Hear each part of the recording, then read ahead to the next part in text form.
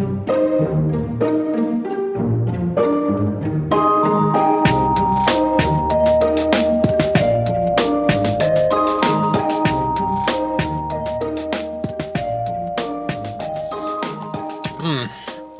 right. So today I want to do a little video about ratings and rankings, and it's kind of a special topic, but I want to show you just some sort of factual information, and then also talk a little bit of philosophy behind it. And I thought as a starting place, I thought actually instead of trying to define rating or ranking, I just want to show you this little table right here, and particularly this column. Whoops, I can't really highlight one column here on Wikipedia, but this column, this winning percentage of the stronger player. What does it mean to be a stone or so many stones stronger than someone? Well, it actually depends a lot on what type of system you're in. And so in the AGA system, and this is the system that I play most of my tournaments in because I live in the United States, so we have the American Go Association. A 1K versus a 2K, or I'm also going to use this as a stand-in difference between two players one rank apart. The AGA, how it's currently implemented, has an 83% chance of the 1K winning if the game is even, and that's pretty significant actually. There goes my phone. That's a pretty huge chance. Meaning, if I'm just one stone stronger in the AGA system, and I play someone who's one stone weaker, I'm going to win more than 4 out of 5 games. Whereas if we go down to IGS, and we're going to find the same thing actually, I think for Go servers, because I think when people play online, there is a much wider variability in terms of what people's abilities are, even at a rank. I know I tend to, maybe pour myself a beer. You have a game request. Damn it, Tydrum. I tend to pour myself a beer, and then, maybe I'll log on and play a game, and maybe I'll be 2 stones weaker. So we do expect this extra variability here. But I do think it's just kind of interesting, like, what does a 1 stone difference mean, like, numerically? There's, I would say in the grand scheme of things, not a whole lot. I would say 1 stone is, you should still be able to have a really good game with someone who's just 1 stone of difference, especially if it's on the internet, on one of these internet servers. And even though like a server like Tygem isn't on this chart, I kind of suspect that Tygem is even worse than 58%. It's probably like 55%. I've sort of gotten the feeling that ranks really don't mean very much on Tygem. I do have Tygem in the background, and I'll show you one other nice thing that Tygem does. Maybe if I can click this. It's like here's one of my Tygem accounts. Again, I don't play that often, so I wouldn't go as far as to say this is a fun account, but it's certainly not where I play my most serious Go. But Tygem does something pretty cool that you don't really get your rank necessarily by some really deep algorithm like KGS where it's logging like all of your behind games. Is basically just you can set your initial rank, and then you'll level up or level down based on your current streak, basically. So it's actually really easy to level up and level down, which is kind of neat, quite honestly. That's like being able to. One of the functions of having a rating is such that when you do progress, you can actually see your progression. This is a really key element of good game design in general, at least in the modern aesthetic of game design. There's a sort of a somewhat game designer, but more of a game academic named Jesse Schell, and he's written several books on what people desire in their modern games. And one of the key elements is this idea of being able to see your own progression. In fact, I also asked several of my some of my Patreon backers is what they thought about the whole ranking and rating system in general. And one of the things that kept coming up is, well, hey, it's really cool when you can see yourself level up. Like, that's a really, really powerful feeling. It's why people really like games like RPGs and Skyrim and things where you go out, you do something, and you get a little bit better for it. You see your character, you see your projected version of yourself actually improving, and that's really, really exciting. So for a lot of Go players, these ratings aren't just a way to estimate what are their chances of beating someone else, but actually a sense of, give you an internal sense of progression. I want to look at another chart here, just sort of keeping that last table a little bit in mind. If we look at this one is actually a table of approximate equivalencies between ranking systems. And this is a little out of date, I feel like, but it's actually pretty cool. I'm going to scroll down all the way down to the Dawn level area because again, Qs can learn, go take a Go class or go read a Go book and all of a sudden jump up 2 stones in strength. And also a lot of Q players don't play as often, so they can also often forget more things and then go down 2 stones in strength. So basically, I think anything until you get to the single-digit Q, your ranking is really, really variable, right? It's really not set at all. And maybe some of you guys who've been playing Go for a while and have been stuck at 15Q, maybe you kind of feel like, it really does mean something. Like you are 15Q. And I'd say, well, maybe, but I don't know. This whole double-digit Q thing is so often in flux. I just have to ignore it, right? If you tell me, you're 15Q, and then someone else tells me you're a 13Q, I'm not going to really actually even pretend to say that, you guys are really that different in strength. Even though you might, if you go and play 100 games right then, you might find that to be true, that the 13Q will win proportion of that many more games. But, over the course of a year, again, the ratings are so variable, they're really not as fixed as you might believe. So I'm going to go down here to the Don level, where I think players at this level play a little more consistently, at least. I think again, this Q level is also, let's try this, and let's go try this, and let's do some crazy things, because it just might work. And you get some lucky wins, and you play a terrible move, but your opponent responds even terribly-er. So you get some wins you shouldn't be, and that stuff tends to happen a little bit less at this level, though it still happens. Don't get me wrong there. But this is also pretty cool, just in case you've never really realized like the cultural differences between ranks, and if you've never played on different Go servers, or you've never played in tournaments with players from a lot of different places, this might be an easy thing to miss out on. But I'm also just gonna compare right away. The AGA system really is very influenced by the Japanese system. A lot of the Nihon Kin's outreach was to the U.S., from in the 70s and 80s and 90s. And so, in America, we do tend to follow the Japanese on lots of things, including our even view of Go, which is pretty different than Korea and China as well, just like how the Japanese treat it as like this cultural, communicative, almost artistic experience, where China and Korea especially treat it more like sports, where it's this, it's like this competition we're gonna go get ready for and go kick ass and compete against the world and other countries and other players. So there is sort of that cultural distinction as well. But just pointing out again, AGA and Japan, all right, we're sort of linked up here, we're locked up here. But if you look at China and Korea especially, look at where their 1-dan ranking is. Basically in Japan, a 4-dan Japanese player is more, and again, this is a very approximate table, only equivalent to about 1-dan in Korea, which is amazing. I mean, if you think about it, and to some degree, right, the Japanese players, not just the professionals, but the Japanese players that are in the world, kind of get a bad rap compared to, China and Korea players right now. And I think part of it just is because like the ranking difference is skewed. If I'm from Japan and I'm 4-dan and I go vacation in Korea and I play a 4-dan in Korea, even though, we're the same, rank nominally, we are not the same rank at all. And so there are these stereotypes that all Japanese players are weak, compared to the rest of the world. And there might be some other cultural reasons, and that there might even be some statistical truth to that, but it's certainly not doing Japan any favors when, a 1-dan in Japan can't match up against any other 1-dan basically from any of these other major countries and have an even game. So that's a fault of their rating system. That's not a fault of their Go playing. That's a fault of their rating system, or at least one of the outcomes of it. If we look at the Go servers, in general, the Go servers, because you have a lot of data points that's always being updated, they're actually closer together, right? I can't really highlight individual boxes. We look at KGS, IGS, DGS, OGS.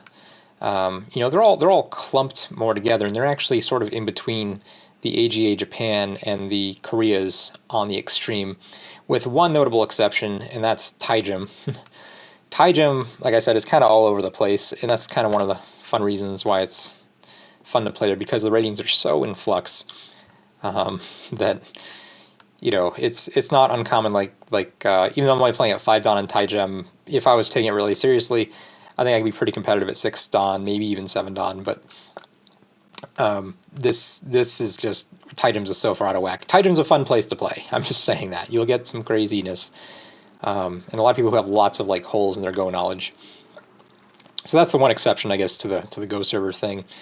Even W Baduk too is their ratings are a little bit smaller, perhaps, in terms of actual rank. There's more gradations, so you sort of see that reflected here in this table as well. But basically, it's, you know, there is this clump in the ballpark where if you were, you know, 2 or 3 Dan or even 4 Dan AGA, you know, most of these Go servers you might only be between 1 to 3 Dan. So there is that. So don't think just because someone says, "Oh, I'm, you know, 1 Dan Korean," in the Korean system, that's a bad player at all. In fact, they should, at least according to this table, basically kick every other 1 Dan's ass just from around the world. And, you know, I suspect over time, you know, we might start to see these things coalesce. And again, I think this table is even already out of date.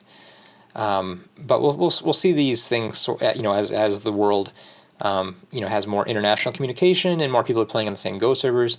I expect this trend to coalesce. No, I should be off Taijum. Taijum keeps wanting me to play. No, go away. All right, we're done with Taijum. Sorry.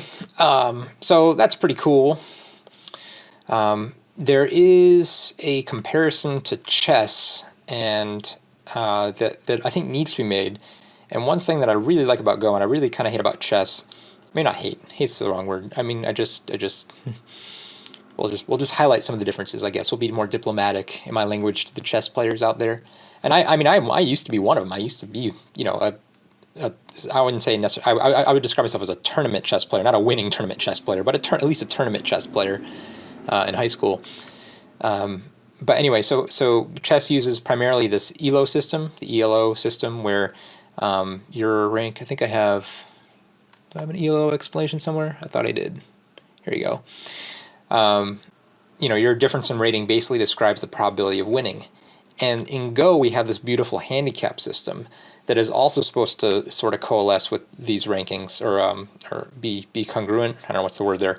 Get along with the rankings to create even games. Chess doesn't really have that. They just have this probability of winning. So, you know, if you are 200 points higher than someone else, well, that means that you should win 3/4 of your games approximately. There's a difference rating of 400. Well, you should win 9 out of 10 games. And that by itself is pretty interesting if we go back to this table, and especially if we think of, if we go by the AGA rating, where you know, 1 rank of difference is equal to 80% win rate, and you know, Go has basically a minimum of about 40 ranks, and there's actually a little bit more depending on, we'll say about 40. I mean, relatively, and each one is an 80% win rate over the previous one. That's a really like huge range of values, like in terms of skill level. I can be really, really bad at this game, be really, really good at this game. Where chess is actually much more narrow in terms of the difference in your skill ratings. Most chess players, at least in the United States, is there a chess? Yeah, there's sort of a guideline here. I would say between, you know, maybe 1,200 is probably where you'd see a lot of quote unquote bad chess players.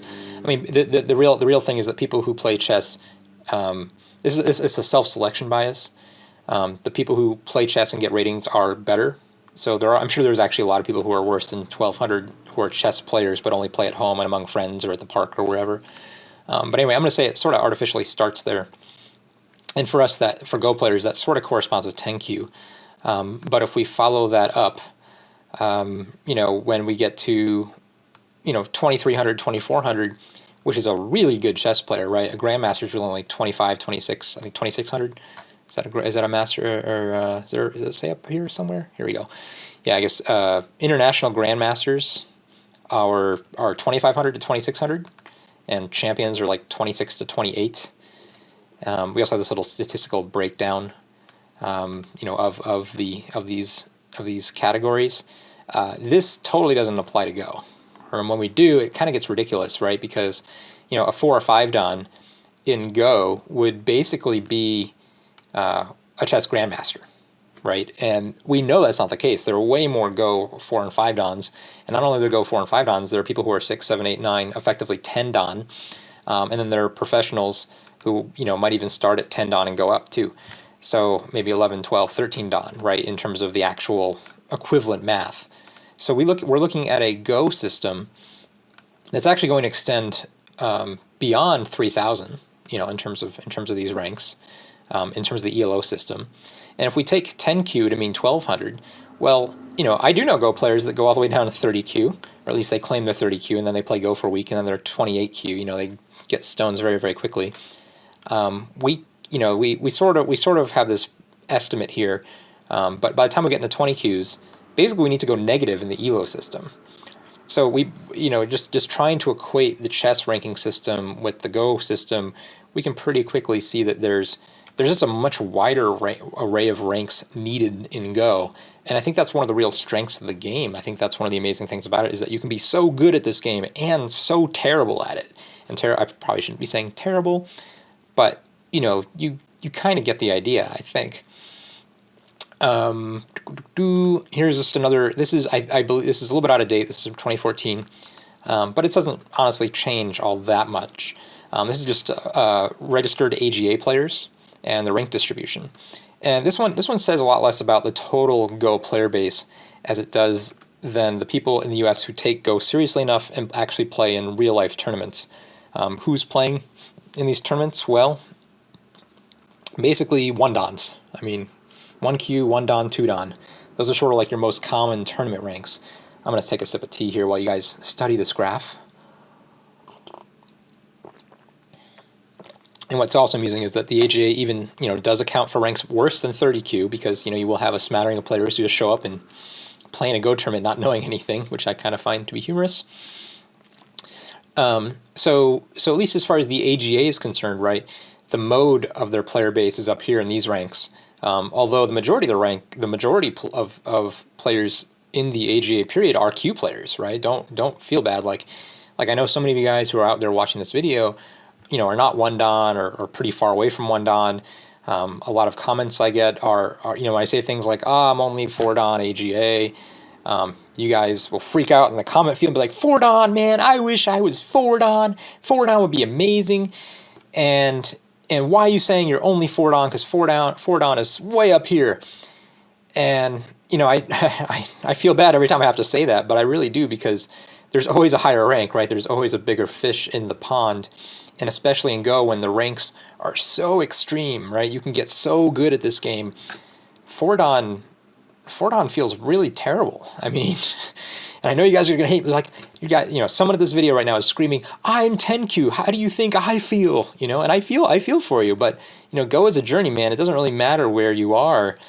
I think at some point, somewhere during these ranks, maybe even right here in this little dip, maybe this is actually telling us something. What is this, like 17Q? Maybe even right at 17Q, you get to this point where you realize how much bigger the pond is. And maybe that demoralizes a few 17Qs and why they're not showing up here. But hopefully when you get to 16Q and 15Q, you actually get that energy back. You can continue exploring this game, just as it is, as for the game that it is, and really, really, enjoy it. One of the other comments I got from, this is from one of my Patreon backers, Michael, he said that, for him, the ratings actually encourage a sense of humility. And I agree with that 90%. Like when you know that there are all these people who are better than you, yeah, you don't have a choice but to be humble. I think if we go back to that chess thing, right? If you're 2,000, rated 2,000 in chess, there isn't that same sense of humility, right? You do have like a fair shot at actually beating, players who are actually quote unquote much better than you in terms of the ranking. So I don't know, maybe that's one of the things that contributes to Go players just being more humble than chess. And I'm sure someone out there is, going to type in the comments right now, I'm a chess player, and chess players are the most nicest, most humblest, most genuine people I know. And I go, great. That hasn't really been my entire experience with chess players. It's been much more my experience with Go players, but I mean, that's just anecdotal. So yeah, to each his own. So anyway, this idea of humility, I think, is, even at 4-dan, I have to say I suck. Like, I can't get beyond that. So please don't chastise me for, when I say something in the video about me only being 4-dan and you guys making fun of me.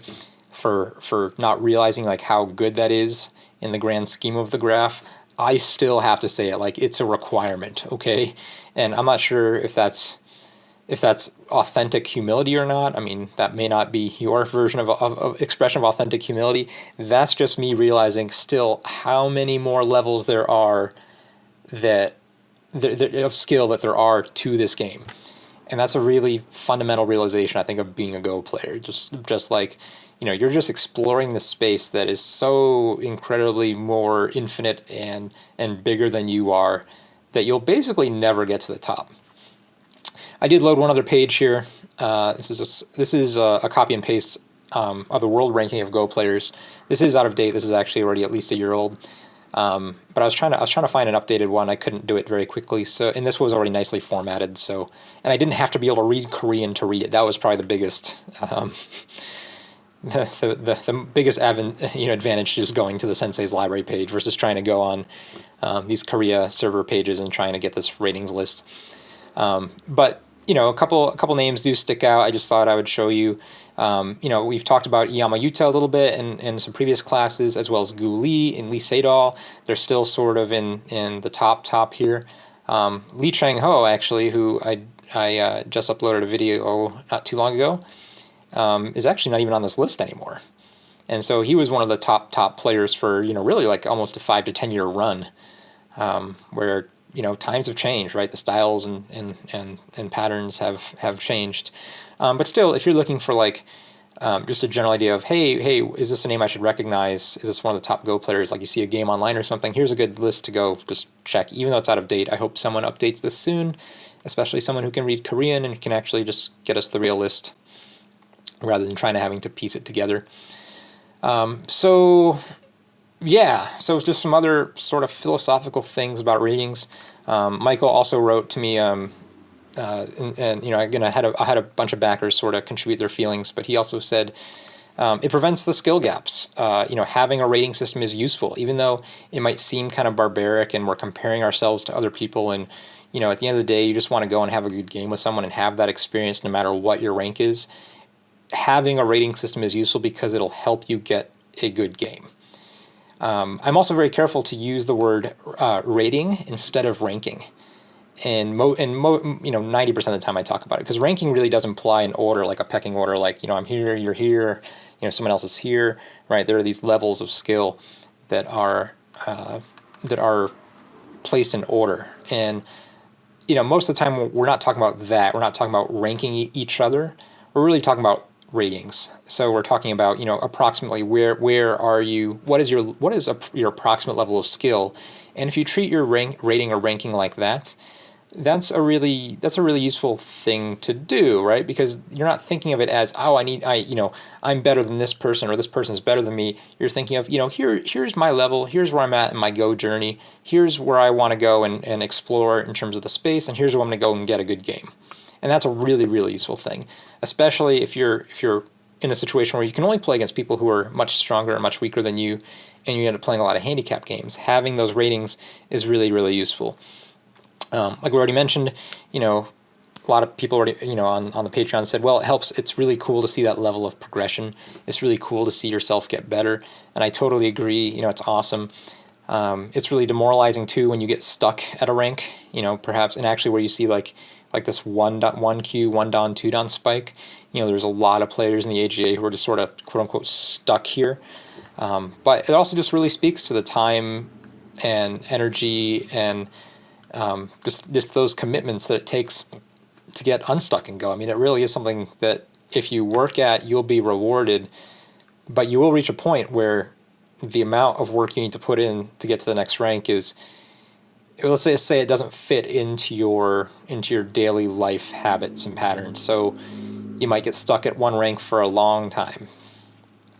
So I don't know. I think this was a nice little journey through some thoughts about Go ranks and comparisons. So there you have it. There's my thoughts on ratings and rankings. Please, you know, give me your own philosophical thoughts in the comments below. If there's enough of them, maybe we'll do even another little a little video, sort of an update to ratings and rankings, and get the fan view here. I do hope I don't offend any of you by saying that I'm forward on and I'm only forward on and I suck. But that's just the way Go is, man. So if you don't, if you need to learn that lesson at some point. So thank you all for watching.